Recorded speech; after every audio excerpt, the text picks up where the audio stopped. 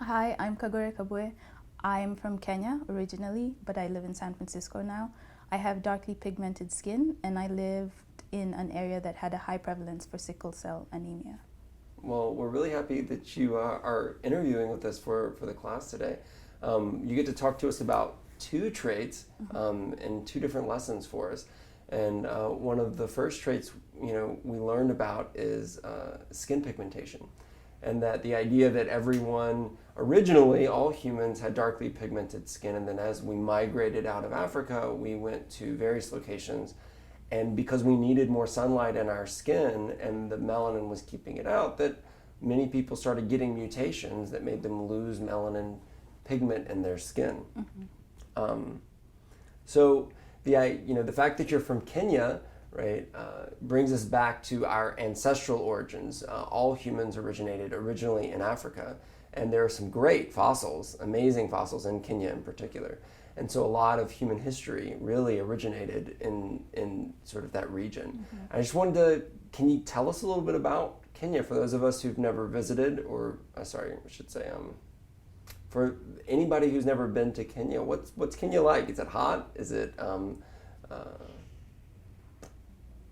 Well, it depends on the region. And so if you're further down at the coast, well, first of all, Kenya is in East Africa, and it's right under the Horn of Africa, so under Somalia and above Tanzania. And we have the Indian Ocean to our east. So if you're closer to the coast, it's much hotter. It's just hot at the coast, especially in January. And we're right on the equator. The country is actually almost split in half by the equator line. And if you live up in the highlands like I do, which is on the slopes of Mount Kenya, the temperature doesn't vary much, so it will only be a few degrees Celsius different from morning to evening. And so you can wear a sweater or not if you want, or not. And it's beautiful. You should check out the Kenyan government website for more information. Lots of lions and... Oh, lions. Yeah. So if you don't live on the slopes, if you actually live in, I guess, closer to the coast maybe, how hot does it get there? I couldn't tell you off the top of my head, but especially with the conversion rates. But it gets hot enough that you should probably just stay indoors. Stay indoors. Yeah, don't go outside. And what about the scenery? You moved to San Francisco. Is it more beautiful in San Francisco or in Kenya? Each place has its attractions, and some things are more beautiful here than they are back home, and vice versa. But in general, it's just different. It's hard to compare the two because it's so different. Right. San Francisco is a city, and it has its appeal in that way. And then where I grew up, I lived in a town that had a pineapple plantation, and that had its charm as well as coffee and waterfalls and all these things. So it's just different. Yeah. Do you get to go back and visit? Sometimes. I try and go back once a year, but ticket prices, airlines. I was about to say. Yeah. It's expensive, but I'm sure your family loves that. Yeah. And I like it too. Right. There's no stepping around sort of the obvious issue that people in different continents on the globe have different color skin, and that is caused by the different amounts of melanin that they have deposited by melanocytes into the skin itself. So give us some idea, in Kenya, are most people, do they have dark skin? Do they have light skin? I would say most people have dark skin because I guess is it a sliding scale? What's dark skin and what's not dark skin? But most people would probably be on the end where your skin is considered dark. And that's just how I grew up, with everybody around me looking like I did, with slight variations in shade, but pretty much. It's interesting that you put it like that. I'm someone who's lightly pigmented, and I don't remember exactly when I noticed, like, people. I grew up in an area that was probably about 50%-ish, sort of like you were either lightly pigmented or you were darkly pigmented. And I remember I was probably, I don't know, in middle school when I started realizing sort of, oh, we don't have the same color skin. When you grow up in an area where most people have the same color skin, is there a certain age that you sort of notice differences, with other people, either, where you were living or even outside where you were living? Well, I had the advantage or disadvantage of going to an international school when I was younger. And so there were a lot of Europeans or people who were of both European and African descent. And so I don't know when I first realized the difference. Mm-hmm. I don't remember, except maybe when I came here and the absolute opposite was happening, where I was suddenly the minority, whereas where I grew up, people with lighter skin, pigmentation were the minority. And so I don't know, I think that was my first time to actually, realize, is when I moved here in 2008, that, oh my goodness, this plane is full of people who do not look like me. Mm-hmm. So you moved from a place where you were the majority to a place where you were in the minority. And I think historically speaking, there's a lot of interesting questions in the nexus of, just the human condition and how people have treated others with different skin colors over time is, could have many courses about that. But in Kenya in particular, is there any, how do people think of Europeans, let's say, or in generally people with lightly colored skin overall historically? How do people put that into the context? How do people treat people with different color skins and think about that in the context of history? Well, historically, Kenya was colonized by Europeans, last lot being the British. Mm-hmm. And so there is something to say about a European coming back into the country. I'm not sure, I can't speak for all generations and all people, but there are certain attitudes that prevail and some which are more dominant in certain generations than others. For example, you'll have people who believe that a European or someone with lighter skin pigmentation Mm-hmm. is meant to be in charge Mm-hmm. because of that history of colonization. And then there's the other end of that attitude where someone else might think to themselves, I don't want to see someone who looks like that in charge because of the history and all the bad things that may have been associated with the colonization.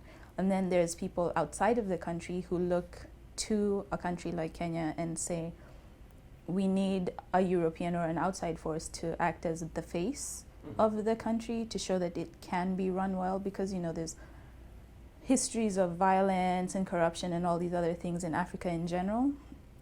And so there's different attitudes, and then I'd hope to say that with the younger generation it doesn't matter as much, although it's still something that you would notice.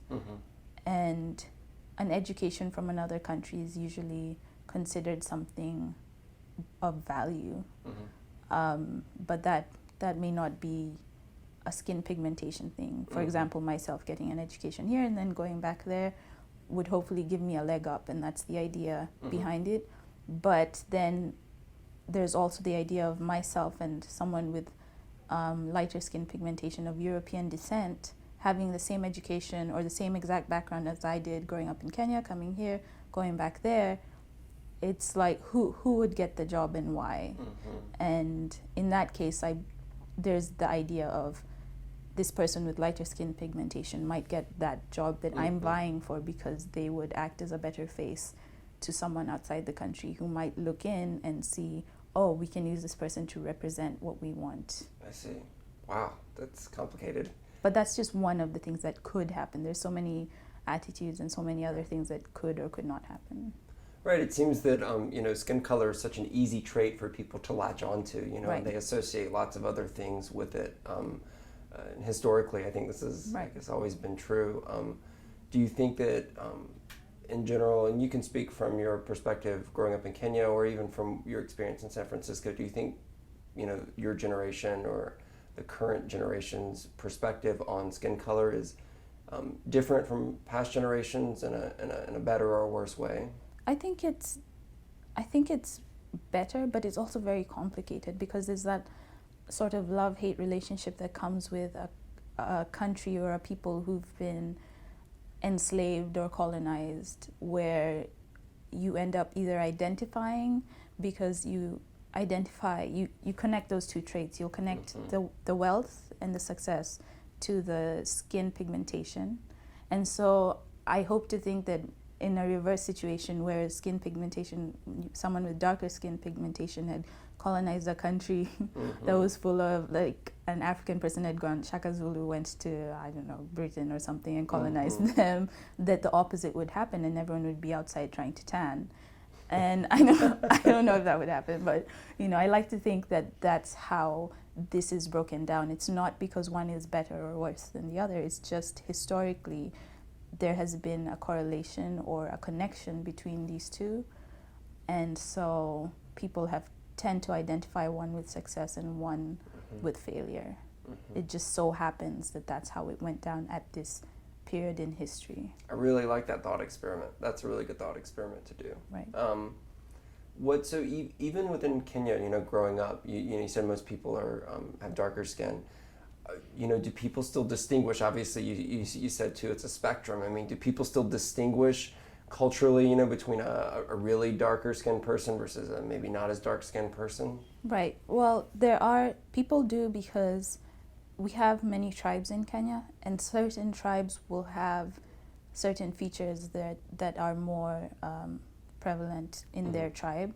And if a certain tribe has more darker people who are darker, a lot more people who have darker skin pigmentation, then when you see someone else who has that same coloring, you'd think to yourself, oh, they must be from that tribe. I see. And so that's how, which isn't always the case. You can sometimes, you know, in one tribe find someone who's lighter or darker than you'd expect them to be. Sure. But in general, people use those signifiers to categorize others. It's actually used as an identifier for purposes. Yeah.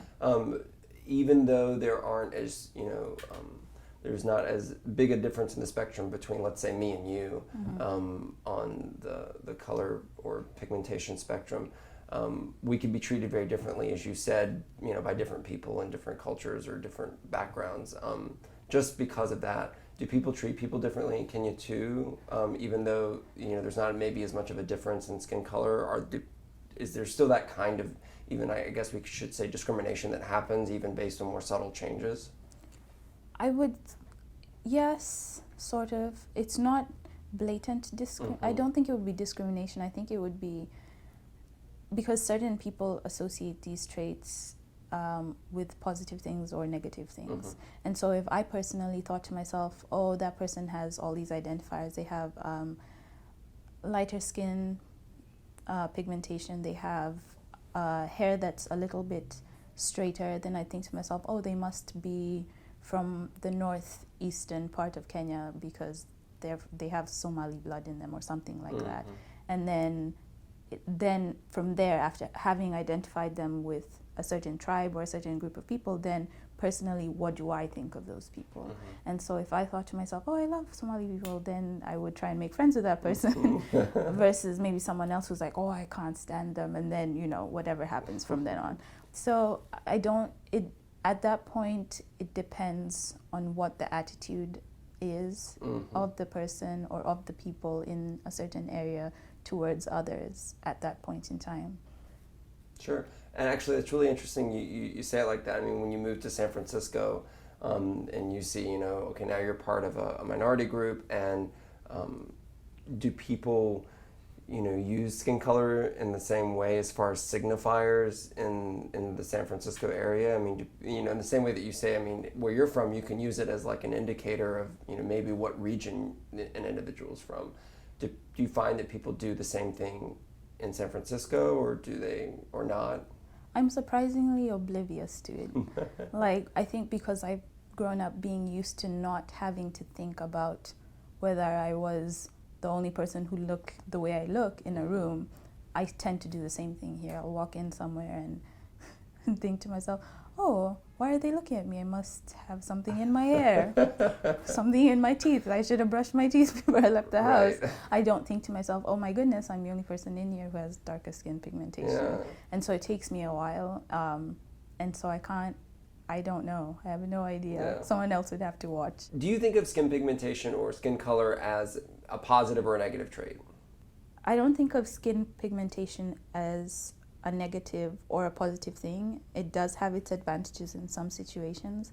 So if you have darker skin pigmentation, you go out into the sun a lot more than someone who doesn't, then you're less likely to get cancer, skin cancer. Do you think of skin color, skin pigmentation as a positive or negative trait in any way? I think skin color can have positives.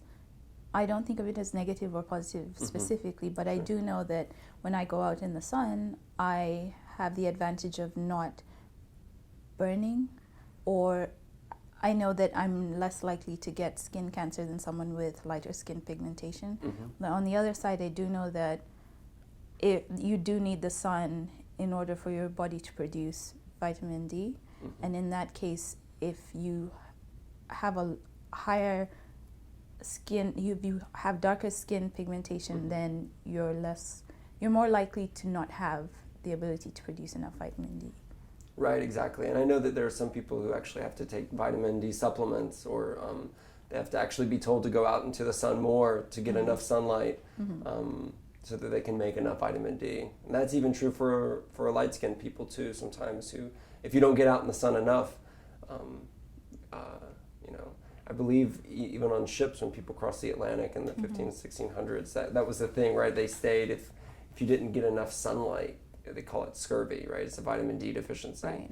And really the solution is just get out in the sun more.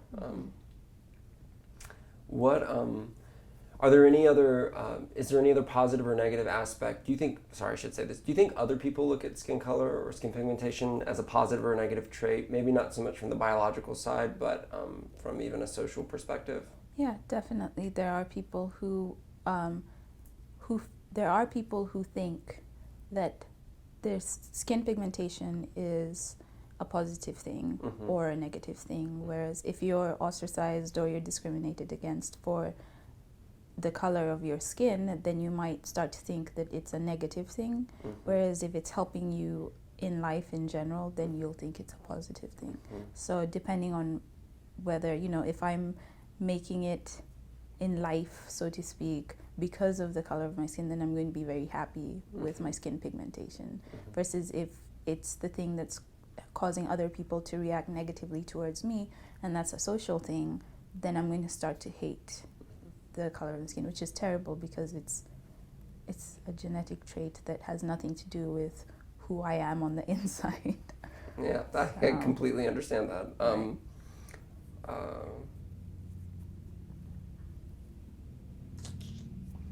So as you mentioned, the darkly pigmented people are way less likely to get skin cancer. I think the numbers, like if you have lighter skin, you're 500 times more likely to get skin cancer. Do you know anyone from Kenya who had skin cancer at all? Just trying to see if reality bears out those statistics. I don't personally know anyone. Is that ever a concern? Did they? I don't know if they have in the United States, we have these people who are like, oh, put sunscreen on, go outside, put sunscreen on, make sure you put sunscreen on. Do people say that in Kenya? No, I don't hear that too much. Sunscreen is also expensive, so. True. I think if there were more cases of skin cancer, the cost would not be an issue. But people just think to themselves, my grandmother lived without it, my mother lived without it, I'll be fine without it probably. In Kenya, is sickle cell anemia a common trait? I don't know how common it is, but I do know of people who've had it or who have it.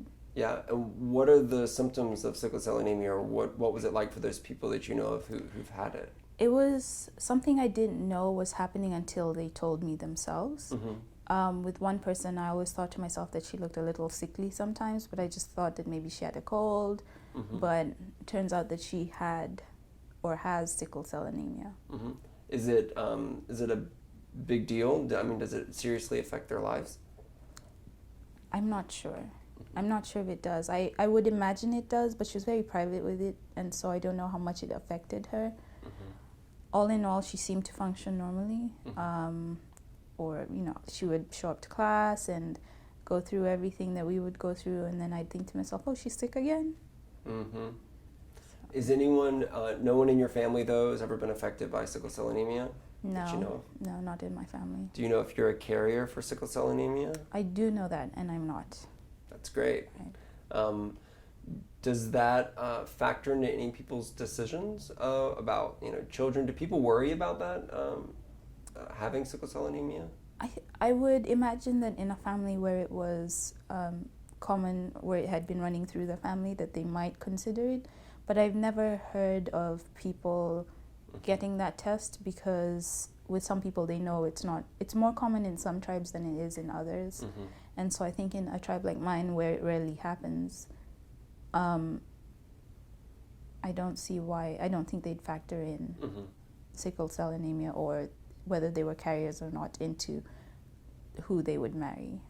Do you know of the treatment for sickle cell anemia? I mean, for people who have it in Kenya, is it generally accessible? I mean, do people know about it? Is it something that's able to be treated in general for most people? So in a country like Kenya, with a rural population that may be less literate, they would be less likely to know about treatment options than a population that was more urban or more literate.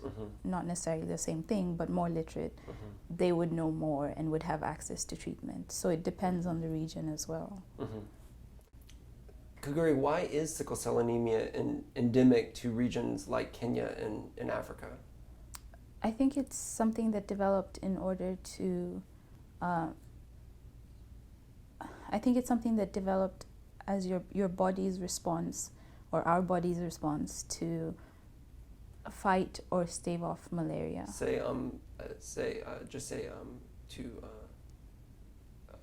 Resistant to malaria. It exists. Well, it exists. It's higher in the region because it also provides some resistance to malaria. Okay. So it's higher in the region because it provides some resistance to malaria. I see. So malaria is a common sickness? Yes, definitely. Definitely. I've had malaria. Everyone else in my family has had malaria too. Really? So, yeah. What's it like to have malaria?